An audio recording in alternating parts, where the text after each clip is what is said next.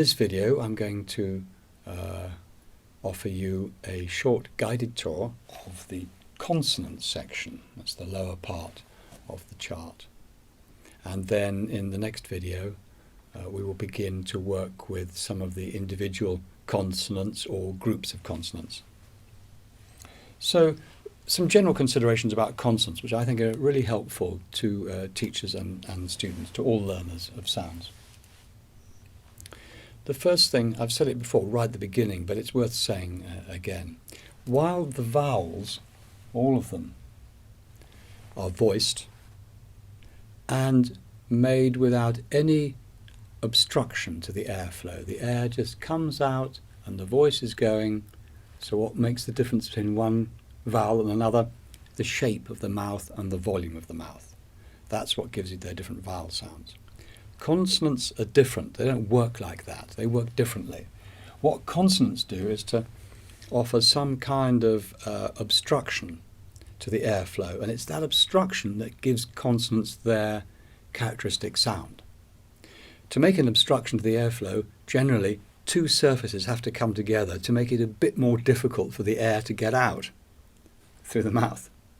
And it's those two surfaces and the nature of that difficulty which is what gives consonants their sounds.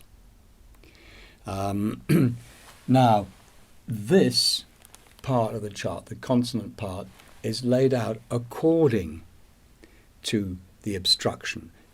Because the obstruction is made by two surfaces, and those two surfaces are in the mouth, it means we can locate the position that a consonant is made very accurately. That's the nice thing about consonants. Vowels are more slippery.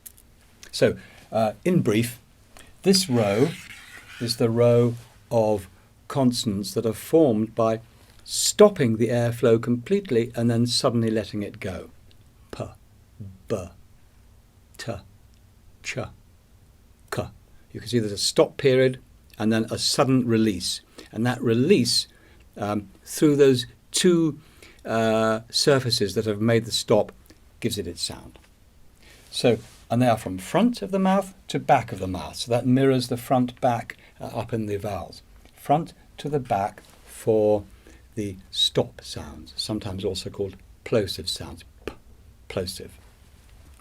The second row, again front to back, are the sounds which are made not by stopping, but by constricting to make friction, like f, s, z, zh. All of these sounds you can make for as long as you have breath. And these are friction sounds, again made by two surfaces, and they make a different quality of sound from the stop sound. So those are the friction sounds, front of the mouth to back of the mouth. Then front of the mouth to back of the mouth are the sounds made through the nose. That is to say, the air can't get out the mouth at all. Comes out through the nose. The stop is here, sound comes through the nose. Nasals, front to back. And then these other ones are slightly different. Those are semi-vowels, these are the linking sounds, and then L and R grouped together. And we'll come to each of those in turn. Anyway, that's a brief overview of consonants, how they're laid out on the chart, and how the chart can help teachers and students to know where and how sounds are made.